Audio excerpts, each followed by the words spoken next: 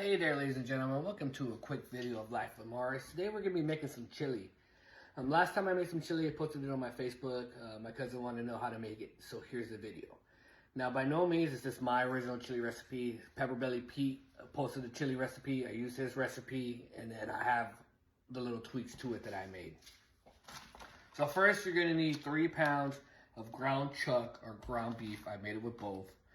1 pound of breakfast sausage. Here I'm using the H-E-B Hickory. I do get at least 1 container of some beef broth. Garlic. You do not need this much garlic. You can buy a small one. You'll be fine. You're going to need some Rotel. Once again, we are here in Texas, so we use the H-E-B brand. 2 of those. Some diced tomatoes for diced tomatoes. Now I got this one for chili. I'm gonna try it out. I thought I had 2, only have 1. We need 2 of these. You can also just buy the big can of diced tomatoes. Got some tomato paste. Once again, H-E-B brand. Some Bush's Chili Magic Beans. Now they have mild and they have a medium. The recipe calls for 3. I use 4.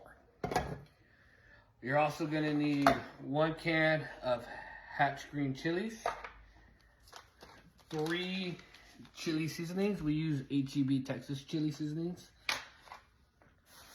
Large onion. I use 3 large jalapenos. This recipe calls for small, but we use 3 large jalapenos. And then some kind of seasoning. I use this one, but I'm probably going to use this one just because it has no salt on it. And then the first thing we're going to do is we're going to brown and drain your ground beef or your ground chuck.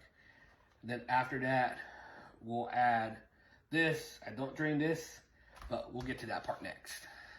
All right, so once you've browned and drained your meat, go ahead and add your breakfast sausage to it. Get that going, get that all nice and brown as well. This would be the perfect time, if you hadn't done it yet, to go ahead and chop your onions and your jalapenos. If you don't want your chili too spicy, too hot, so to say, go ahead and make sure you de-seed your jalapenos.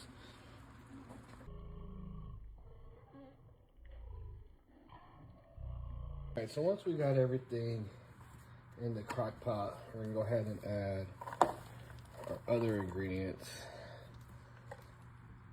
Jalapeno and a large onion.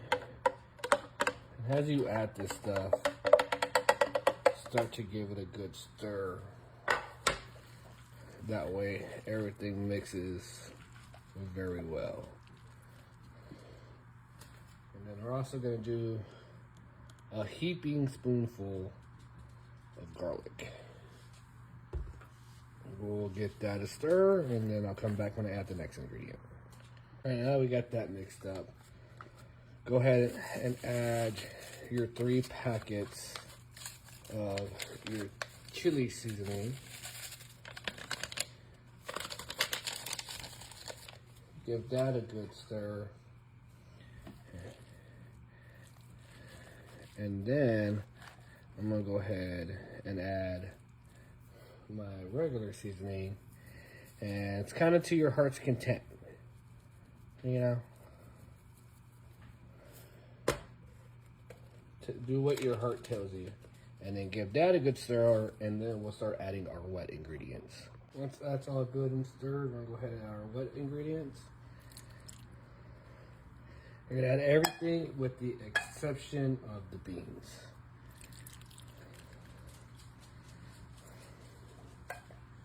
So we're gonna leave this in the slow cooker for about 6 to 7 hours. Stir occasionally.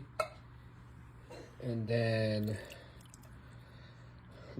once those 6 hours pass, you're more than welcome to go ahead and add your beans and let them in there, leave them in there for about another 45 minutes to an hour. So once we get all this in here, we're gonna get this a stir, and then this will determine how much broth we need. Once you got all that stirred, go ahead and start adding your broth. You don't want to fill the whole thing with broth. You want it just to be a little bit over the other ingredients. And the only reason I say that is because when you add your beans, the beans have a liquid in them that you kind of want in there because that's some flavor. So you kind of want it to look like that. Obviously you want to stir it because it's going to soak it up, but you kind of want it to look like that a little bit. And then you add your beans roughly about an hour before it's going to be fully done. All right, so once it's been cooking for about 6 hours, 6 to 7 hours, go ahead and add your beans, juices and all. Leave it in there for about another hour, and then you're all good to enjoy your chili. Eat it with crackers or cornbread. We prefer cornbread, but this is why I say you don't want to overfill it, because the juices you see there brought it up. So give that a good stir. Leave it in there 45 minutes, an hour, and I hope you enjoy.